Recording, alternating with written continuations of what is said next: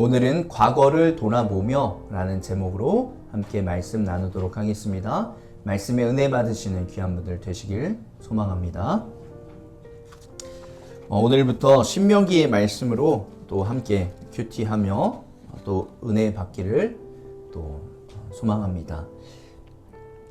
신명기가 어떤 말씀인지 우리가 한번 먼저 살펴볼 필요가 있는데요.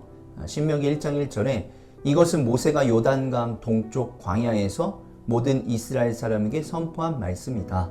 이렇게 나와 있습니다. 우리가 성경을 볼 때 좀 상상하면서 그 말씀 속에 들어가서 그 상황 안에 들어가서 말씀을 보는 것이 굉장히 중요합니다. 만약에 제가 모세라고 한다면 지금 여기 이쪽이 요단강 동편이고 뒤쪽이 이제 요단강 서편입니다. 그러니까 여리고 성을 중심으로 여리고 성을 시작으로 해서 뒤쪽에 이제 가나안 땅이 있는 겁니다. 그리고 이쪽은 요단 동편 땅이 되는 것이죠. 그래서 이 사람들에게 이 뒤에 가기 전에 이야기를 하고 있는 말씀이 신명기다라고 보면 되겠습니다. 그래서 이 신명기 1장 3절, 4절, 5절을 보면 이집트에서 나온 지 40년째 되는 해 11째 달 초하루에 모세는 주님께서 이스라엘에게 말하라고 명하신 모든 것을 그들에게 말하였다. 이때가 모세가 헤스본에 사는 아모리 왕 시혼을 치고 아스다롯과 에드레이에 사는 바산 왕 옥을 무찌른 다음이었다. 모세는 요단강 동쪽 모압 땅에서 이 율법을 설명하기 시작하였다. 신명기는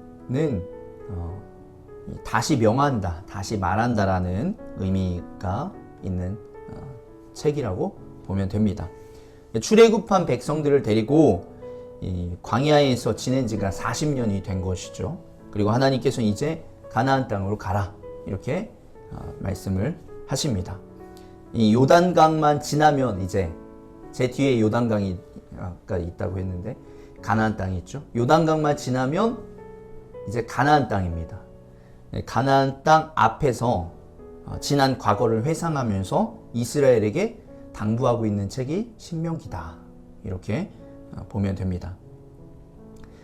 그래서 이 내용이 어떤 내용이냐면 이 신명기의 전체 내용이 먼저는 이 과거를 돌아보고 그리고 과거는 이제 출애굽부터 지금까지 여기까지 오기까지의 과거이고 그 다음에는 이제 3절과 4절에 이 요단 동편이거든요. 지금 아모리 왕 시온과 바산 왕 옥이 있는 곳이 요단 동편입니다.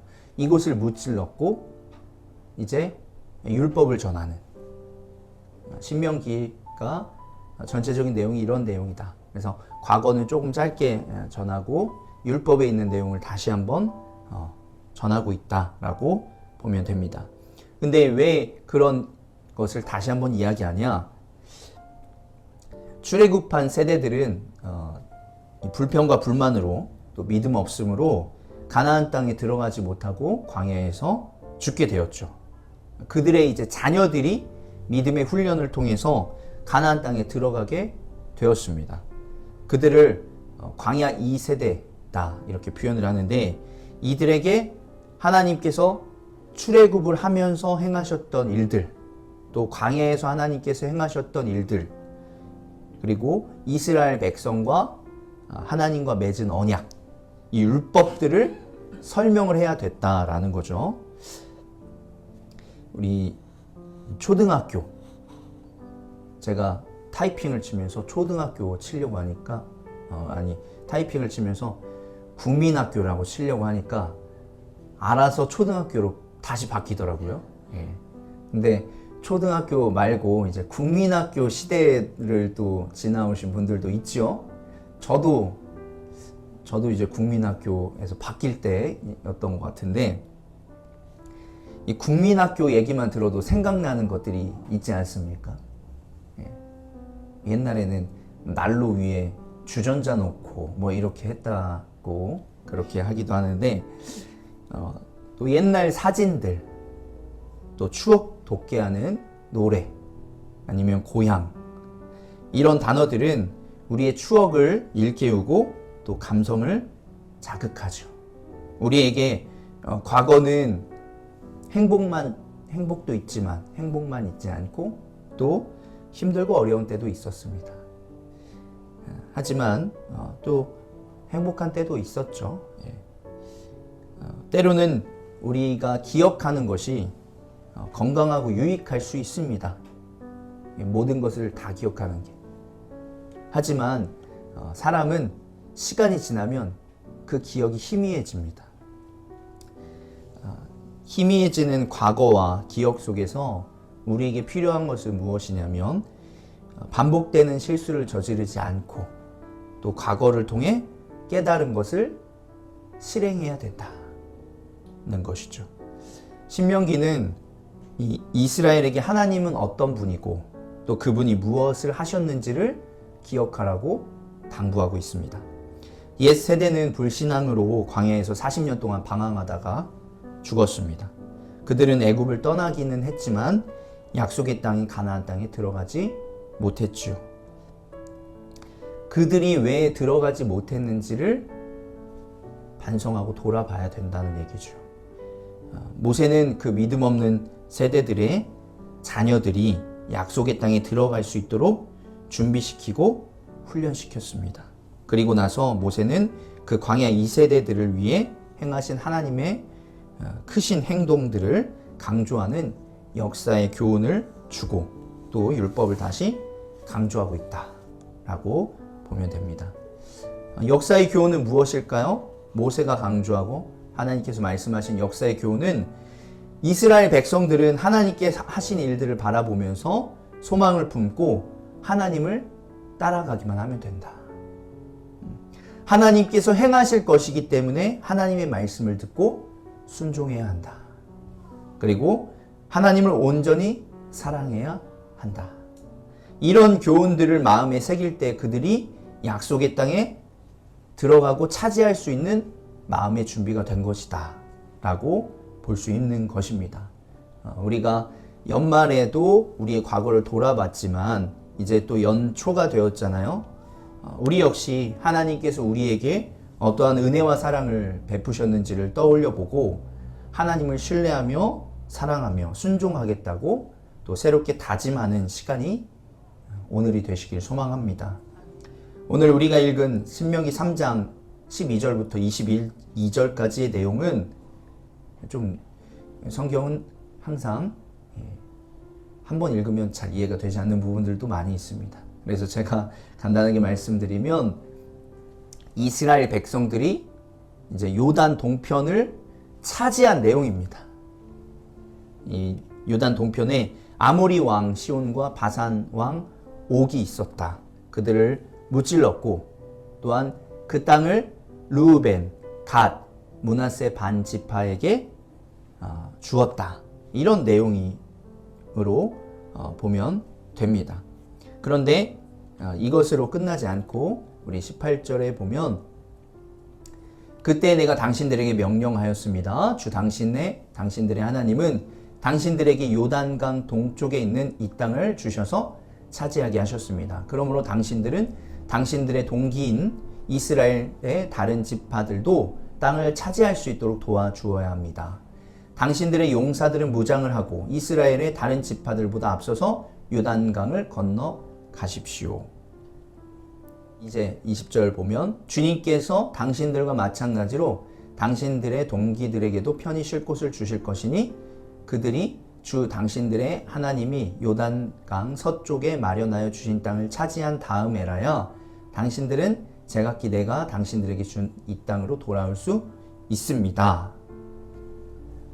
한마디로 얘기하면 지금 당신들이 여기 땅을 차지했어요. 이제 여기에서 정착할 수 있게 해주었다는 거죠. 그런데 그것으로 끝나는 것이 아니라 요단강 서편 가나안 땅을 차지할 수 있도록 도와달라, 이 이야기를 하고 있습니다. 그러니까 우리가 이스라엘의 지파가 총 12지파죠. 12지파에서 3지파가 빠지면 9지파죠. 그러면은 12지파가 싸우는 것과 9지파가 싸우는 것은 그래도 조금이라도 더 있는 게 좋지 않겠어요? 예. 근데 이제 새 지파는 빠진다고 하니까 도와달라는 거예요. 같이 싸울 수 있게 좀 도와줘라 하는 내용이다. 그리고 다 차지한 다음에 다시 너네 가족들이 있는 곳으로 돌아와라. 이렇게 이야기를 하고 있습니다. 그리고 마지막으로 이제 21절, 22절에 여호수아에게도 이 사람들을 이끌고 갈 여호수아 리더죠. 리더에게도 너는 우리의 주 우리의 하나님이 이 두 아모리 왕에게 어떻게 하였는가를 두 눈으로 똑똑히 보았다. 주님께서는 내가 지나가는 모든 나라에게서도 이와 같이 하실 것이다. 그들을 두려워하지 말아라. 주 우리의 하나님이 너를 대신하여 싸울 것이다. 그래서 이렇게 그 다음 리더인 여호수아에게도 두려워하지 말고 담대하라. 주님께서 싸우실 것이다. 라고 격려를 하고 있는 내용이 오늘 신명기 3장의 내용입니다. 근데 우리가 아까도 과거를 돌아보면서 말을 하면 내용들이 빠지기도 하고 또 뭐 더 첨가되기도 합니다. 굉장히 아름답게 이렇게 전개되는 것으로 느껴지지만 이 민수기 32장의 내용이거든요. 민수기 32장의 내용을 살펴보면 이 과정이 결코 순탄치 않았다라는 것을 볼 수 있습니다.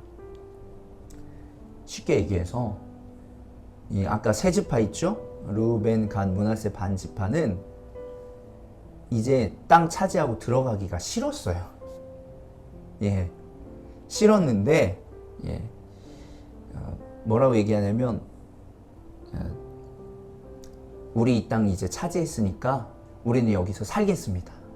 너희들 가서 잘 싸우십시오. 이렇게 얘기를 한 거예요. 그렇게 얘기하니까 이제 성경에서 모세가 화난 게 아니라 하나님이 화나셨다. 이렇게 이야기를 합니다. 그래서 32장 14절 보면 그런데 이제 당신들마저 당신들 아버지들을 따라서 같은 무리의 죄인들이 되어 주님께서 이스라엘에게 더욱더 진노하게 하시게 하셨소. 당신들이 주님을 따르지 않고 돌아선다면 주님께서 다시 이 모든 백성을 광야에 버려두실 것이요. 우리 백성 모두가 멸망하면 그것이 바로 당신들 때문인 줄 아시오. 이렇게 강력하게 모세가 얘기를 합니다. 그러자 그들이 뭐라고 대답하냐면 그러면 우리가 이렇게 하겠습니다. 먼저 여기에다가 가축을 기를 우리를 만들고 또 우리에게 딸린 어린 것들이 살 성을 쌓겠습니다. 이 땅 원주민들도 있고 하니 우리들에게 딸린 어린 것들이 안전하게 머물 수 있도록 성을 단단하게 쌓은 다음에 모두가 무장을 하고 이스라엘 자손의 선발대가 되어 그들이 가야 할 곳까지 그들을 이끌고 가겠습니다. 이스라엘 자손 각자가 받을 몫의 토지 재산을 차지하기 전까지는 우리가 집으로 돌아오지 않겠습니다. 아까 이 과거를 돌아볼 때는 어떻죠? 되게 아름답게 이렇게 되었지만 이 실제 스토리를 들어보면 일단은 우리가 성을 먼저 싹 만들고 그 다음에 우리가 선봉대로 가겠습니다. 이렇게 말을 하는 거예요. 그리고 이제 그 땅을 차지하면 우리가 돌아오겠습니다. 이렇게 이러한 내용이 있다라고 보면 되겠습니다. 그래서 결국에는 이렇게 잘 아름답게, 물론 하나님께서 조금 진노하셨지만 이렇게 아름답게 잘 매듭을 짓게 되는, 그래서 모세가 이러한 내용을 잘 회고하며 또 정리해서 말하는 그런 내용을 우리가 신명기에서는 또 볼 수 있습니다. 우리는 이러한 내용에서 간단하게 두 가지를 좀 함께 나누었으면 좋겠습니다. 먼저 첫 번째로는 감사할 줄 아는 신앙인이 되면 좋을 것 같습니다. 같이 한번 따라해볼까요? 하나님 감사합니다. 우리가 지금 과거를 돌아보며 하나님께 감사할 줄 아는 분들이 되면 좋을 것 같다. 이렇게 말씀을 드리고 있는 것입니다. 신명기 3장에 그때 우리는 그의 성읍이 하나도 남김없이 다 점령하였는데 바산 왕국의 옥이 다스린 아르곱 전 지역의 성읍은 60개나 되었습니다. 아모리 왕 시온과 바산 왕 옥의 군사 전력이 만만치 않았었어요. 하지만 하나님께서 도와주셔서 이기게 되었다는 거죠. 그리고 18절에 보면 또 하나님께서 이렇게 당신들에게 요단강 동쪽에 있는 이 땅을 주셔서 차지하게 하였습니다. 이렇게 고백을 하는 것입니다. 그리고 이 민수기 32장 1절과 2절을 보면 르우벤 자손과 갓 자손에게는 가축대가 셀 수 없을 만큼 많았습니다. 그들이 야세엘 땅과 길르앗 땅을 둘러보니 가축대를 놓아 먹기에는 아주 적절한 곳이었습니다. 그리하여 갓 자손과 르우벤 자손은 모세와 제사장 엘르아살과 회중 대표를 찾아가서 요청하였습니다.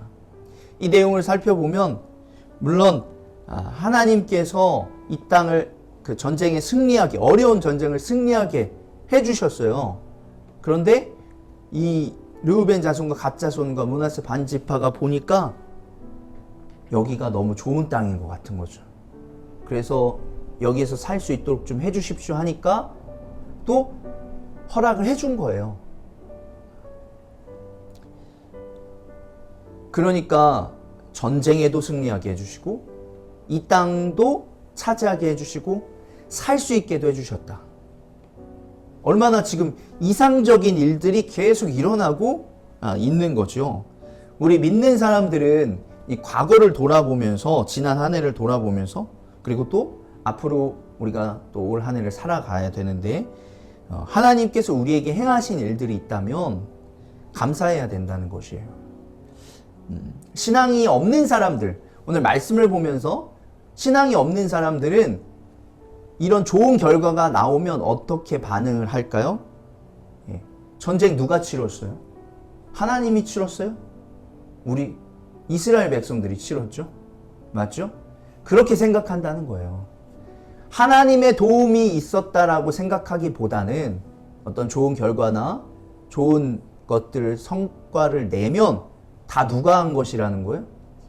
자기가 한 거예요.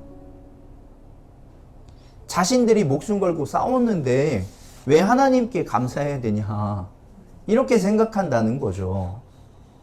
그래서 얻은 결과인데, 내가 얼마나 열심히 해서 얻은 결과인데 이게 왜 하나님 때문인 거냐, 이렇게 이야기를 할 수 있다는 거죠. 하지만 믿는 사람들은 이 좋은 결과를 얻는 것이 하나님의 은혜다, 하나님의 도우심이다 라는 것을 우리가 깨달아야 합니다. 조금 더 다른 얘기로 하면 우리가 최선을 다해서 살아간다고 해도 하나님의 도우심이 없으면 좋은 결과를 얻기는 동전의 양면과도 같아요. 최선을 다한다고 최선의 결과가 따라오는 것이 아니다는 거예요. 그렇기 때문에 우리가 좋은 결과가 있으면 당연하게 하나님께 감사해야 되는 것이에요. 그리고 또 꼭 좋은 결과가 아니더라도 우리가 주변에서 느끼고 경험할 수 있는 하나님이 베푸시는 은혜들, 작은 것이라 할지라도 내게 지금 있는 것들에 감사하면서 살아갈 수 있어야 된다 라는 것을 여러분들이 기억하시길 소망합니다. 그래서 하나님께 감사할 줄 아는 올 한 해, 또 감사할 수 있는 한 해가 되시기를 간절히 소망합니다. 두 번째는 서로의 짐을 함께 지어줄 수 있는 분들이 되어야 합니다. 한번 같이 따라해볼까요? 함께 갑시다. 함께 갑시다. 네. 민수기 32장 6절과 7절에 모세가 갓 자손과 르우벤 자손에게 말하였다. 당신들의 동족 이스라엘은 전쟁하러 나가는데 당신들만은 여기에 머물러 살겠다는 말입니까? 이스라엘 자손이 주님께서 주신 땅으로 가려 하는데 어찌하여 당신들은 동족의 사기를 꺾으시오. 이렇게 어떻게 보면 질책과도 같은 호되게 이야기를 하고 있어요. 모세 입장에서 보면 괘씸한 거죠. 아까 얘기했죠. 동쪽을 차지할 때는 같이 싸우고 이제 서쪽 차지하려고 하니까 자기네들 여기서 요청을 누가 했어요? 모세가 여기에 사십시오라고 한 것도 아니고 자기네들이 먼저 요청했기 때문에 들어줬어요. 그 요청을 들어서 그러면 거기 사십시오 했더니, 그럼 우리는 여기서 살고 땡 하겠습니다. 알아서 거기 9지파끼리 알아서 싸우시고 알아서 차지하십시오. 이렇게 얘기를 하니까 얼마나 모세 입장에서는 하나님께서도 진노할 정도로 화가 난 거죠. 그렇게 얘기하니까 그러면 지금 당신들의 동족은 지금 싸우러 나가는데 당신들은 여기서 머물러 살겠습니까? 이렇게 이야기를 하고 있는 거죠. 우리가 때로는 이기적인 마음이 들 때가 있죠. 우리 역시도 이 말씀을 보면서 이상적으로 우리는 이기적으로 살면 안 됩니다. 이렇게 말씀만 드리는 거는 너무 이론적인 이야기입니다. 우리가 때로는 이기적인 마음이 들 때가 있어요. 그리고 또 그 마음에서 끝나는 게 아니라 이기적으로 행동할 때도 있어요. 그리고 또 그런 실수를 행할 수 있는 게 우리 사람이지요. 그러나 신명기가 주는 교훈, 과거를 돌아보며 우리는 앞으로 나아갈 길을 바라봐야 한다는 거죠. 같이 동고동락하면서 고생했던 다른 지파들은 이제 다시 또 목숨을 건 싸움이 앞에 남아 있어요. 그런데 어떻게 자신들은 이제 편안히 살겠다고 말하는 것이 과연 이게 맞는 말일까? 모세처럼 이렇게 주변에서 이야기해 줄 수 있는 사람이 우리는 있을 수도 있고 또 없을 수도 있죠. 그러면 우리가 어떻게 해야 될까요? 만약에 주변에 그런 이야기를 하는 사람이 없다면 여러분들이 기도하면서 여러분의 과거를 돌아볼 줄 아는 사람이 되어야 된다는 거예요. 바라기는 여러분들과 함께 그 고생했던 그 사람들을 저버리지 않았으면 좋겠습니다. 그리고 또 여러분을 위해서 함께 또 기도하고 있는 우리 교회 공동체 또 사람들을 잊지 않았으면 좋겠습니다. 여러분이 지금 나아졌다면 그 전에 함께 고생하고 도와주고 기도해 준 사람들이 있을 것입니다.